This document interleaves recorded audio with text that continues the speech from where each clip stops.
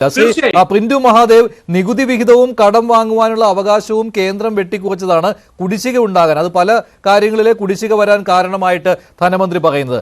അത് മനസ്സിലാക്കി സർക്കാരിനോട് സഹകരിക്കുകയാണ് ശമ്പളം വാങ്ങുന്ന ജീവനക്കാർ എന്ന് പോലും അദ്ദേഹം പറഞ്ഞു വെക്കുന്നുണ്ട്.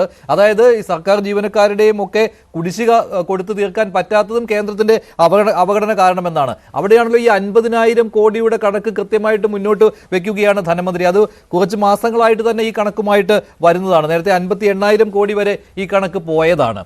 ഇതിന് കൃത്യമായിട്ട് കേന്ദ്രം മറുപടി നൽകിയിട്ടില്ല. കേന്ദ്രത്തിന്റെ കണക്ക് വിശ്വസനീയമല്ല എന്നാണ് ഇപ്പോഴും ധനമന്ത്രി പറയുന്നത്. അല്ല, നട്ടാൽ നുണയ്ക്കാത്ത ഈ നുണപ്രചരണവുമായിട്ട് പിണറായി വിജയനും ഇന്ന് ആദരണീയനായിട്ടുള്ള ധനകാര്യമന്ത്രി നിയമസഭയിലും ഈ കള്ളം പറഞ്ഞുകൊണ്ടാണ് ഇന്ന് ബഡ്ജറ്റ് ആരംഭിച്ചത്.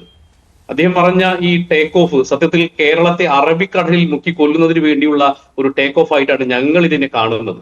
കാരണം നമുക്കറിയാം, കഴിഞ്ഞ കേരളത്തിന്റെ ഒരു ചരിത്രത്തിൽ തന്നെ 10 വർഷം കൊണ്ട് ഏറ്റവും അധികം പണം കേന്ദ്രം കേരളത്തിന് കൊടുത്തത് മോഡി സർക്കാർ വന്നതിന് ശേഷമാണ്. നിങ്ങൾ പരിശോധിച്ചു കഴിഞ്ഞാൽ 2,26,000 കോടി രൂപയാണ് പദ്ധതിയേതര നികുതി ഇനത്തിൽ കേരള സർക്കാരിന് 10 വർഷം കൊണ്ട് നരേന്ദ്രമോദി സർക്കാർ നൽകിയിട്ടുള്ളത്. ഈ കണക്കൊന്നും ഒരു സ്ഥലത്തും ഈ ധനകാര്യമന്ത്രി പറയുന്നില്ല. രണ്ടാമത് ആദരണീയനായിട്ടുള്ള നമ്മുടെ ധനകാര്യ വിദഗ്ധ പറഞ്ഞതുപോലെ ഈ 15ാം ധനകാര്യ കമ്മീഷൻ ഏറ്റവും കൂടുതൽ പണം കൊടുത്ത സംസ്ഥാനം എന്ന് പറയുന്നത് BJP ഭരിക്കുന്ന ഗുജറാത്തിനോ മഹാരാഷ്ട്രയ്ക്കോ ഒന്നുമല്ല, കേരളത്തിനാണ്. 55,000 കോടി രൂപ കൊടുത്തത് നമുക്കറിയാലോ, നമ്മളെ ഈ പറയുന്ന റവന്യൂ കമ്മി നികത്തൽ ഗ്രാന്റ് പ്രകാരം കൊടുത്തത് 55,000 കോടി രൂപയാണ്. എല്ലാ അർത്ഥത്തിലും കേന്ദ്രം നല്ല രീതിയിൽ സംസ്ഥാനത്തെ സഹായിച്ചിട്ടുണ്ട്. പക്ഷെ ചില കാര്യങ്ങളിൽ കേന്ദ്രം ചില നിയന്ത്രണങ്ങൾ കൊണ്ടുവന്നു എന്നുള്ളത് സത്യമാണ്. നമ്മൾ മനസ്സിലാക്കണം, CAG റിപ്പോർട്ട് പ്രകാരം കേരളത്തിന്റെ കടബാധ്യത എന്ന് പറയുന്നത് 4,15,000 കോടി രൂപയാണ്. നമ്മൾ മനസ്സിലാക്കണം, ഈ സർക്കാർ അധികാരത്തിൽ എത്തുന്നതിനേക്കാൾ മുമ്പ് 2,16,000 കോടി രൂപയാണ്. കൊണ്ട് 2,16,000 കോടി രൂപയുടെ ബാധ്യതയാണ് ഈ സർക്കാർ ഉണ്ടാക്കി. 29% മാത്രമാണ് നമുക്ക് ആഭ്യന്തരമായിട്ടുള്ള ബാധ്യത ഉണ്ടാകേണ്ടത്. എന്നാൽ കേരളത്തിന്റെ ബാധ്യത എന്ന് പറയുന്നത് 39%. അപ്പൊ അങ്ങനെയുള്ള ചില കാര്യങ്ങളിൽ കൃത്യമായി കേന്ദ്രം നിയന്ത്രണം കൊണ്ടുവരുന്നുണ്ട്. കാരണം ലോകത്തിൽ തന്നെ മാതൃകയായിക്കൊണ്ട് ഒരു 3ാമത്തെ സാമ്പത്തിക ശക്തിയായിട്ട് ഭാരതം മാറുന്ന സമയത്ത് ദൂർത്ത് നടത്തുന്ന ഒരു സംസ്ഥാനത്തെ നിയന്ത്രിക്കാനുള്ള ചില ചട്ടങ്ങൾ കേന്ദ്ര സർക്കാർ നടപ്പിലാക്കുന്നുണ്ട്. അത് കേന്ദ്ര സർക്കാരല്ല, ധനകാര്യ കമ്മീഷനാണ്. ഇവിടെ നമുക്കറിയാലോ, കൃത്യമായിട്ടുള്ള ചില നിയതമായിട്ടുള്ള ആർട്ടിക്കിൾ 280 പ്രകാരം സംസ്ഥാനവും കേന്ദ്രവും തമ്മിലുള്ള ബന്ധങ്ങൾ, ധനകാര്യപരമായിട്ടുള്ള ബന്ധങ്ങളെ കുറിച്ച് കൃത്യമായിട്ട് വീക്ഷിക്കുന്നുണ്ട്. അവിടെയുള്ള നിയന്ത്രണങ്ങൾ നടത്തുമ്പോൾ കേന്ദ്രം ഇങ്ങനെ പിരിമുറുക്കുന്നു എന്ന് പറയുന്നതിന്റെ അർത്ഥം എനിക്ക് മനസ്സിലാവുന്നില്ല. ഇവിടെ സത്യത്തിൽ ഈ കേരളത്തിലെ 2.5 മണിക്കൂർ കൊണ്ട് കേരളത്തിലെ ജനങ്ങളെ പച്ചയ്ക്ക് വഞ്ചിക്കുന്ന ഒരു ബഡ്ജറ്റാണ് അദ്ദേഹം അവതരിപ്പിച്ചിട്ടുള്ളത്. നിങ്ങൾ ആ പദ്ധതികൾ തന്നെ നോക്കൂ. ആ പദ്ധതികളിൽ തന്നെ 70% പദ്ധതികളുടെയും പദ്ധതി വിഹിതം 1 കോടിക്കും 5 കോടിക്കും ഇടയിലാണ്. ഒരു സംസ്ഥാന സർക്കാർ അവതരിപ്പിക്കുന്ന 70% പദ്ധതികളിലും 1 കോടിയും 5 കോടിയുമാണ് ഈ പദ്ധതി വിഹിതം. അപ്പൊ എന്തിനാണത്? ഈ പഠനം നടത്താൻ വേണ്ടി മാത്രമാണ് 70% പദ്ധതികൾ.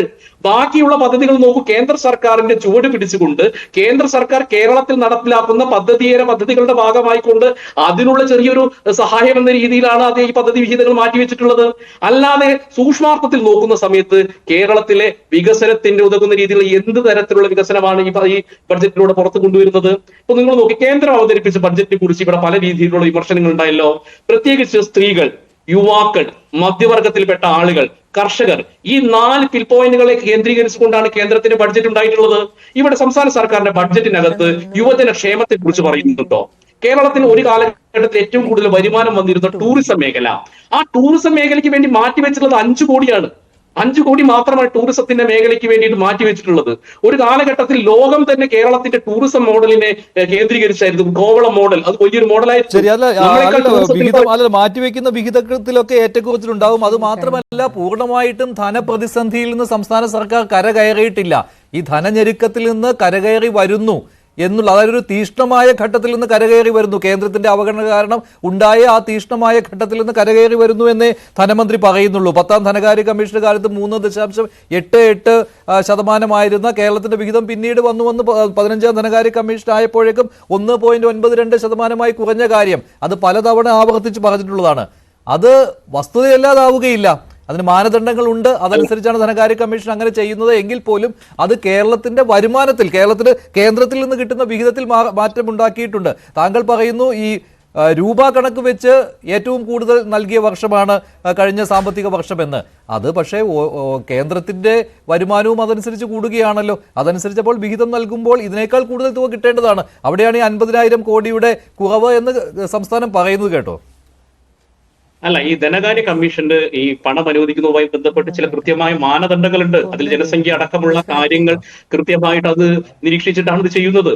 അതുകൊണ്ട് തന്നെ ഇപ്പൊ നോക്കൂ, ഈ കേരളത്തിൽ ഈ നിങ്ങളെല്ലാവരും ഈ നമ്മുടെ കേന്ദ്രമന്ത്രി ജോർജ് കുര്യൻ പറഞ്ഞ ഒരു പ്രസ്താവനയെ വളച്ചൊടിച്ചുകൊണ്ട് അദ്ദേഹത്തിനെ വളരെ വലിയ രീതിയിൽ കേരളത്തിൽ ആക്രമിച്ചു.